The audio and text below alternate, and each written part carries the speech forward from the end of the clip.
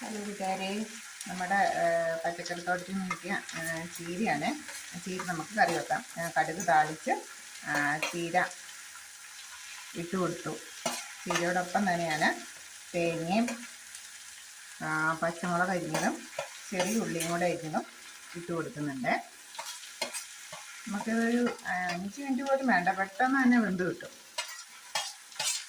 ഇതങ്ങോട്ട് ഇട്ട് കൊടുക്കുന്ന ഒരു താമസമേ ഉള്ളൂ. എനിക്ക് വേവില്ലല്ലോ അല്ലേ. തേങ്ങയും ഉള്ളിയും എല്ലാം കൂടെ ഒരുമിച്ച് ചീരയുടെ കൂടെ തന്നെയാണ് അരിഞ്ഞെടുത്തായിരുന്നേ. ഇനി സ്വല്പം ഒരു ഉപ്പും കൂടെ ഒഴിച്ച് നമുക്കൊന്ന് പാകത്തിന് ചീരയ്ക്ക് പെട്ടെന്ന് ഉപ്പ് ചേരും. അപ്പോൾ സ്വല്പം ഉപ്പ് ഒഴിച്ചാൽ മതി. എല്ലാം കൂടി ഒന്ന് ഇളക്കി ഇനി ഒന്ന് തട്ടിപ്പൊത്തി വെച്ചാൽ മതി.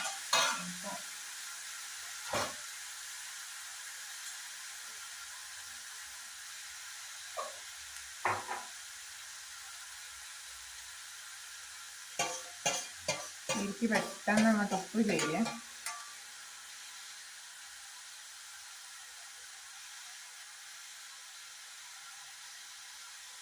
ഉപ്പ് ഒഴിക്കുന്നുണ്ട്.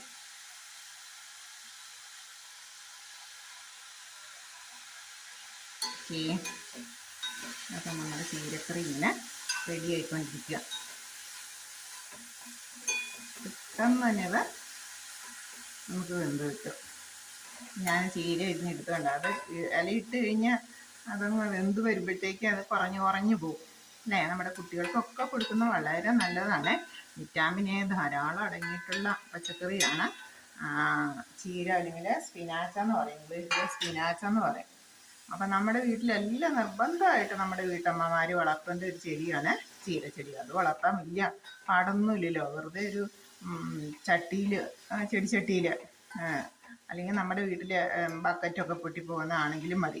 ആ ബക്കറ്റിലേക്ക് അല്പം മണ്ണും കരിയിലയും പിന്നെ നമ്മുടെ വീട്ടിലുണ്ടാകുന്ന പച്ചക്കറിയുടെയും പഴത്തിൻ്റെയും ഒക്കെ വേസ്റ്റൊക്കെ ഇട്ട് കൊടുത്തിട്ട് നമ്മൾ ഈ ചീരേരി ഒന്നിട്ട് കൊടുത്തു. നമുക്ക് ഒരു ചീര ഉണ്ടായാൽ മതി. പിന്നെ അതിൽ നിന്ന് എപ്പോഴും എനിക്കങ്ങനെ ഒരു ചീര ഉണ്ടായിരുന്നുള്ളൂ.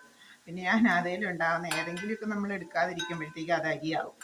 ആ അരി എടുത്തിട്ട് നമുക്കുണ്ടാകും. എത്രയോ ചീര.